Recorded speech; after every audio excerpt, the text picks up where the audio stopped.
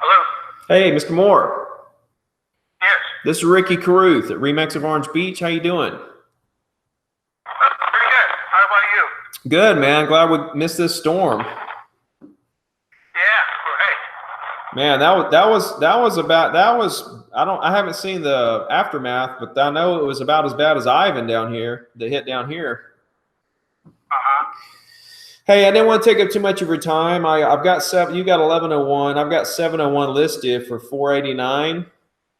And I was just calling to see if there's anything in the world I could do for you. So not only am I going to teach you how to crush the first 20 seconds of any cold call, I'm also going to give away 3 signed copies of my book, List to Last.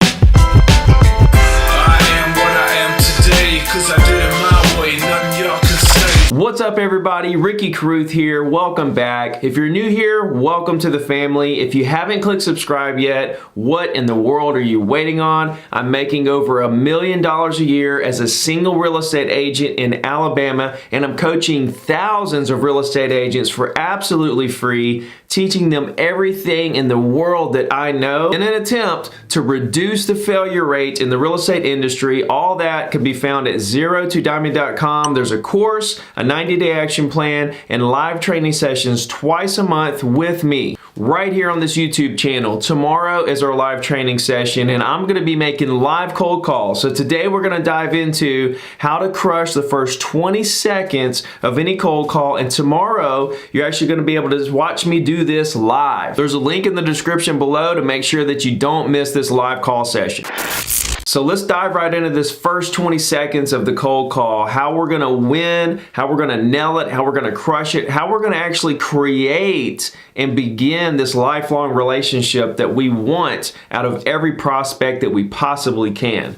So I like to refer to this as the FE effect, okay? F can stand for friend or family, but it's gonna be the friend or family effect. Okay, we're going to give them the FE effect. We're going to make them feel like we're a friend or a family. We want to make them feel comfortable. We want to make them feel as if though they're our brother, cousin, mom, dad, sister, okay, a relative that we feel very close to. That's how we want to talk to our prospects. And we're going to make them feel comfortable with us. They're going to enjoy talking to us, and they're going to want to do business with us. So a couple of things you need to know before I dive into exactly what to say in that first 20 seconds. And the first thing is that cold calling is absolutely not an option for an ambitious salesperson. For somebody who wants to get to the top really fast, exponentially grow your business, you're going to have to make phone calls. There's no way around it. It's not an option. If you want to hit your goals, you have to make cold calls. And if you're not making them, I promise you,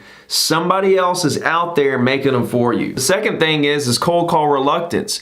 Everybody has cold call reluctance. It's absolutely 100% natural. I had it when I first started. Every single person has it. I still have it, just a little bit. That little butterfly in the pit of my stomach right before I start making cold calls. I still get that, but I know because I've been there so many times before that it's part of the process. Prospecting is so much fun. You're talking to these people, you're helping them. Everything is actually positive. Even when you get cussed out and hung up on, it doesn't matter.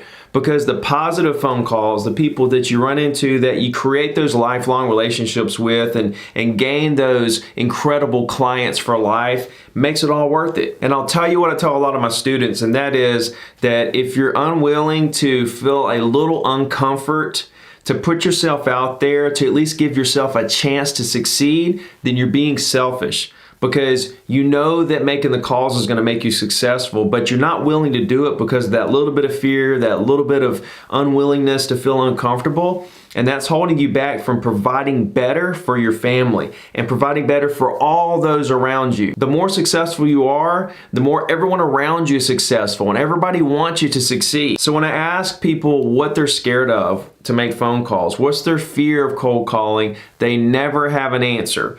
They say, I don't know. It's crazy. So Don't be scared to make calls. It's fun, and you can watch me do this tomorrow. I can't wait. So here's a few things that I don't want you to do when you're making your cold calls, okay? One big thing is agents that just talk a lot. They just start blabbing. I don't know if they're nervous or they don't know what's going on, but they just blab out a bunch of stuff. Hey, this is so-and-so with whatever real estate. I was just calling to see if you might be interested in selling your home. We sold a home. We're calling all the neighbors in the area, and the house was this price for this square footage. It's on the market this many days. They just start blabbing all this stuff, and the prospect 99% of the time does not care.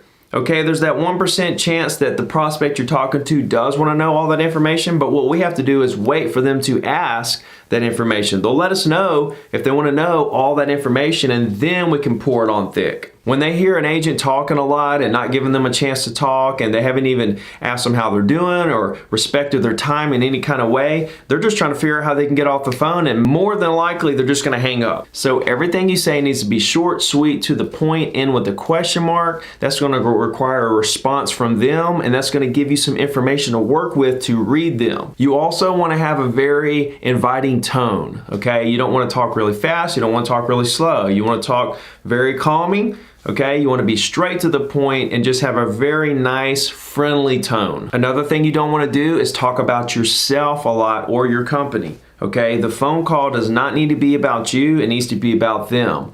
What do they need? How are they feeling? How are they doing? What you can do to help them. If you show them that you care about what's going on with them, then they're going to start to feel comfortable with you, and they're going to start opening up, and we're going to be able to begin that relationship. So just so you know, I've made over 100,000 phone calls in my career. I'm making over $1 million a year as a real estate agent, making cold calls. And over the last 16 years of my career, I've really perfected my phone calling strategy, what I say, why I'm saying it, how I'm saying it, and all that good stuff. So my philosophy on the first 20 seconds is there's 3 questions. Okay, these questions are designed to throw out there, receive responses, and we take that information and we can use it. Okay, we can use it to read who we're talking to. Are they happy, glad, mad, sad, busy? What's going on with them? And then we're going to flow the conversation accordingly. Okay, on top of being able to read them, the first 3 questions also throws them off a little bit and releases a little tension that might be there in a normal sales call where it's all about business and it's all about,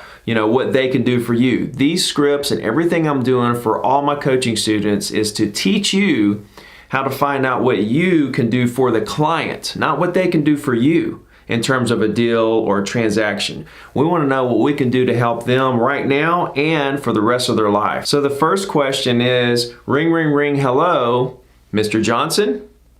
Okay, we're going to ask who it is. Basically, we're going to state who it is in the way of a question. Okay, so it's going to say, ring, ring, ring, hello, Mr. Johnson? Okay, so it's short, sweet, to the point. We're not going to say, is Mr. Johnson there? We're not going to say, you know, is this Mr. Johnson? We don't want to say anything long. Remember, we want everything short, sweet, to the point. So we're going to say, Mr. Johnson, and wait for a response. We're going to see if this is Mr. Johnson we're talking to. We're trying to get the right person on the phone. So if they say this is Mr. Johnson, we're going to flow with what I'm fixing to tell you in a minute. If they say this is not Mr. Johnson, we're going to say, okay, cool, is Mr. Johnson there? We're trying to get Mr. Johnson on the phone. Once we get Mr. Johnson on the phone, or maybe he was on the phone from the beginning, he says, yes, this is Mr. Johnson, we're going to go into our second question. Okay, we're going to introduce ourselves and ask the question. So we're going to say, hey, Mr. Johnson, this is Ricky Caruth down at Remax of Orange Beach. How are you doing today? Okay, so the second question is, how you doing today? It also introduces ourselves. Okay, so it's ring, ring, ring, hello, Mr. Johnson. Yeah, this is Mr. Johnson. Hey, Mr. Johnson, this is Ricky Caruth down at Remax of Orange Beach. How you doing today? You see how my tone is? You see how I have a friendly demeanor about how I'm saying this? And I'm talking very clear, precise, to the point, confident, calm, powerful. Okay, and we're trying to give that FE effect, that friend or family effect, to make them feel comfortable. So they're going to say, yeah, I'm doing good. Now they could say anything right here.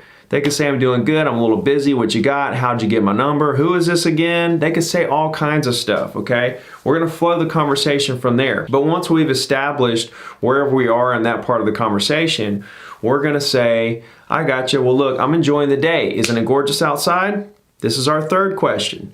Now, a lot of agents get this third question mixed up because they say they don't feel comfortable talking about the weather or whatever their excuse is, but this is a really crucial question, okay? Because we're not diving right into the business part of the call, and it's really releasing a lot of tension that if you go straight for the business, that tension's still gonna be there and they're still gonna have a wall up. But if you can take one more stab and loosen them up just a little bit more and get some more information about how to read them and how to make them feel comfortable, all the better. But here's the cool thing about the weather part of the call. That question doesn't have to be about the weather. It could be something about football or baseball or a holiday or, something going on in the news. It could be anything going on in the current events of the world, of the local, whatever. It could be something going on other than the weather. I like the weather because everybody can relate. And you wouldn't believe how many conversations I have about the weather. We'll talk for 10, 20, 30 seconds about what the weather's doing, what it's going to do tomorrow, what it did yesterday.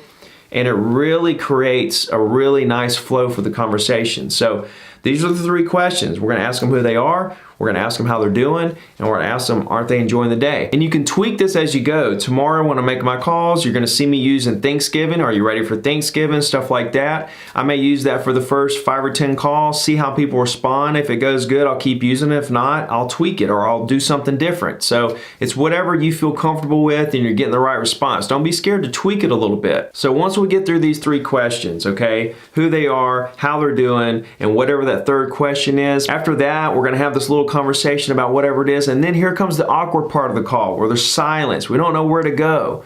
Okay, this is a beautiful part of the call because we're going to use our first transition. The transition is, I gotcha. Well, look, I don't want to take up too much of your time today, but okay, that's a transition that you all have to get down. Okay, as soon as it comes to that awkward part of the call, be ready to say, I gotcha. Well, look, I don't want to take up too much of your time today, but a house down the road just sold, a house just listed, a house just went under contract, and I didn't know if there's anything in the world I could do for you today. Okay, so we're not asking them if they want to buy or sell. We're giving them some market information, but we're not giving them all the market information unless they ask, and we're respecting their time. Okay, this is how you nail the first 20 seconds of a real estate cold call. And this is how you do it every single time. Thank you so much for watching all this video. I hope it really helps you understand how to nail the first 20 seconds of your cold calls. If you want to download my full scripts, you can do that at zerotodiamond.com. Just go there, start a free account, download the scripts, and there's all kinds of educational stuff there. Like I said, there's a course, a 90-day action plan, and the live training sessions twice a month. Definitely don't miss the live call session tomorrow. And right now I want to give away 3 signed copies of my book, List to Last. All you have to do if you want a copy is follow my Facebook page and subscribe to this YouTube channel. Links are in the description for that. Just comment below done. I'm going to pick 3 winners over the next couple days. And if there's anything in the world I can do for you, reach out anytime. We'll talk to you soon.